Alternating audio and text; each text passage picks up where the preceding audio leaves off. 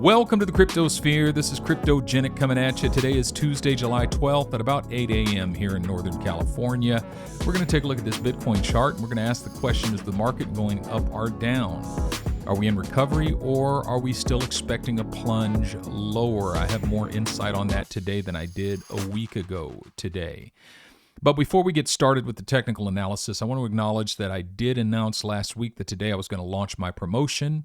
I'm not ready to launch that promotion yet. I hope to get it out by the end of this week. Basically, I'm writing an ebook, just about done with it. But I got sidetracked last week. First, I went to Portland. That's why you didn't see videos from me. I had to speak at a conference in Portland, Oregon, last Thursday, Friday, and Saturday. So I was out of town.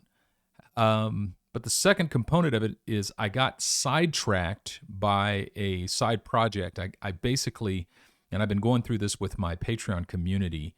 I've gone through the top 100 assets, the top 100 crypto assets, basically just by going to coinmarketcap.com and just going all the way down the list down to a 100.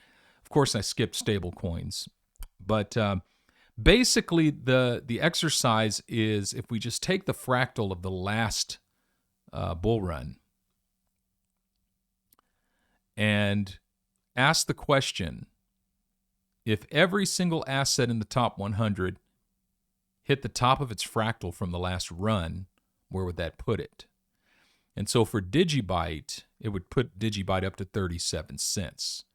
So then the second question is, how many Digibyte would you need to own in order to net $1 million at the top of the next cycle if Digibyte hits 37 cents?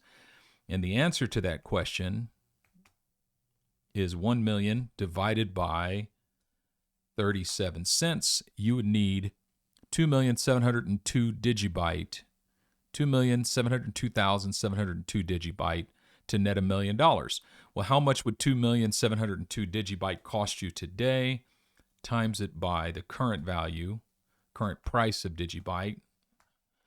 Today, you would, if you bought $24,972 worth of Digibyte, basically, if you bought $25,000 worth of Digibyte, if Digibyte hits the top of its cycle, you'll have $1 million. So you invest 25 grand, you get $1 million, right? Now, what is the benefit of this exercise? Is everything going to hit the top of its cycle? No. But by simply looking at fractals from the top 100 charts, we can get a feel for which assets have greater bandwidth, have more room to run than others. And so the fundamental premise of technical analysis is that past performance is a key to understanding future performance.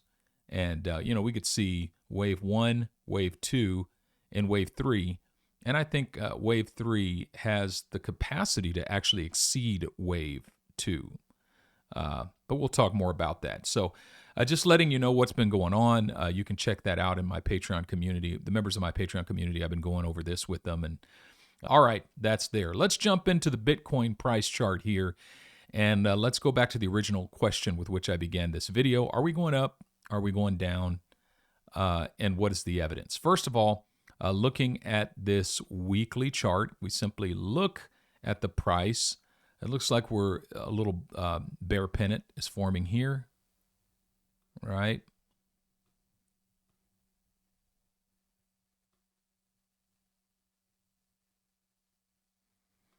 And so if this is a bear pennant, where would this take us if we go down to the bottom? If we broke down bearish out of this, which is typically what happens with a bear pennant, is you break down bearish. A bearish break would take us down another 21% from the breakdown location. And so let's say this is arbitrary, but let's say we broke down here, 21%. Let's get rid of this so we can see it clearly. It would take us down to this line, take us right down to 16,161. That's what's being telegraphed here by this bear pennant, is that we still can actually make a lower low. That's possible. However, if we look at the RSI, it's a little bit different of a story. We made a lower low in the RSI, but then we broke above and we made a higher high and it looks like we're going to make a higher low as well.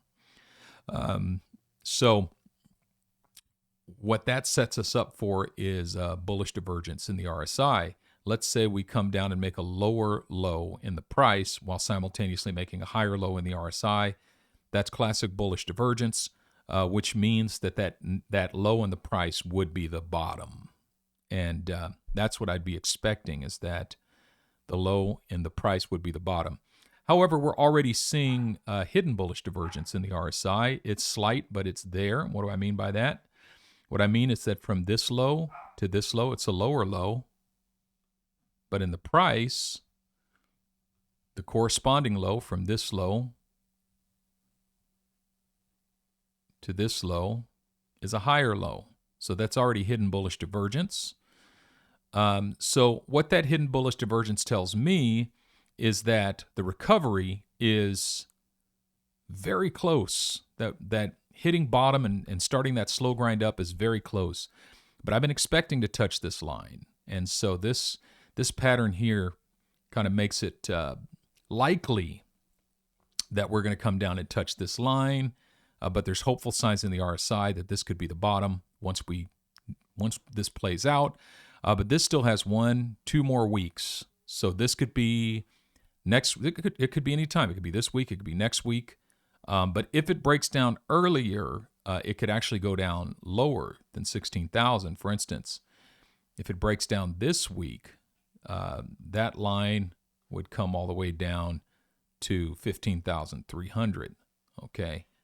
So that being the case, these lines are not arbitrary. Okay. There's a method to this madness. Now, if we take a look at this on the daily chart, we broke above this trend and retested $22,500, which was expected.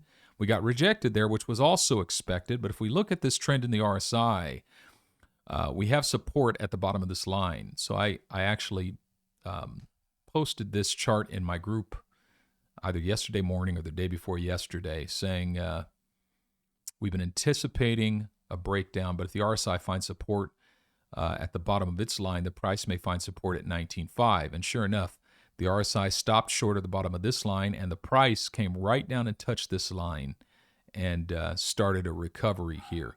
So it's yet to be seen. Is this RSI going to break down? If this RSI breaks down, we're going to come down and at least double bottom at 17,500, which is what I see on the 4-hour chart.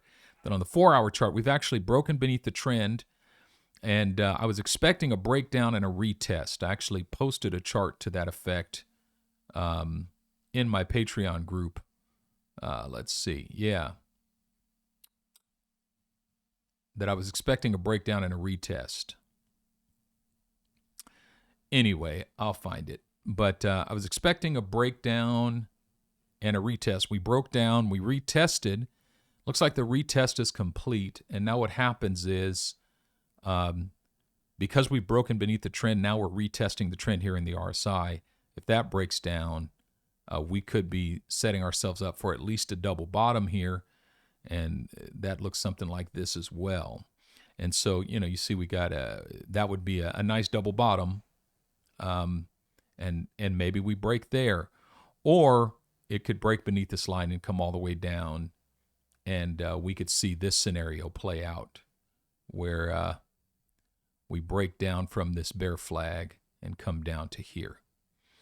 So either way, for me, the good news is that the recovery is at hand. I mean, we've either seen the bottom or we're very close to the bottom.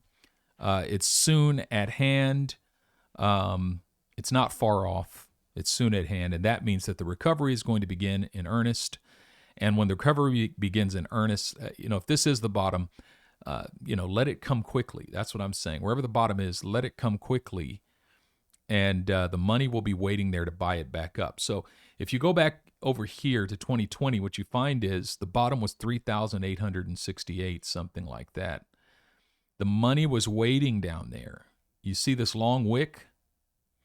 That it was immediately bought all the way back up to $5,300. The money was waiting there. The next week, it tried to drop back down to about $4,500, but the money was waiting there to buy it all the way back up to $5,300. So the real value of Bitcoin at this point was $5,300, but there was money waiting down below in case it dropped beneath. And that was the smart money. The smart money was waiting down there to buy it all the way up. So historically, as I've said before, if you buy Bitcoin at or beneath the 200-week moving average, you're rich. That has historically been the best time to buy Bitcoin. And we're at that place right now. But I focus on Bitcoin because as goes Bitcoin out, so goes the whole crypto market at this point still. And so if we're expecting a breakdown here for Bitcoin, then we can expect other assets to break down as well. So if Bitcoin is going to break down beneath its previous bottom line, maybe we could see XRP break all the way down to 24.5 cents. That would be pretty epic. Could it go lower? Absolutely could go lower.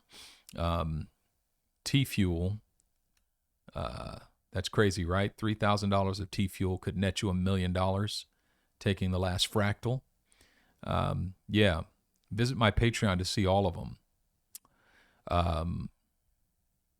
But yeah, T-Fuel, if it broke beneath its line,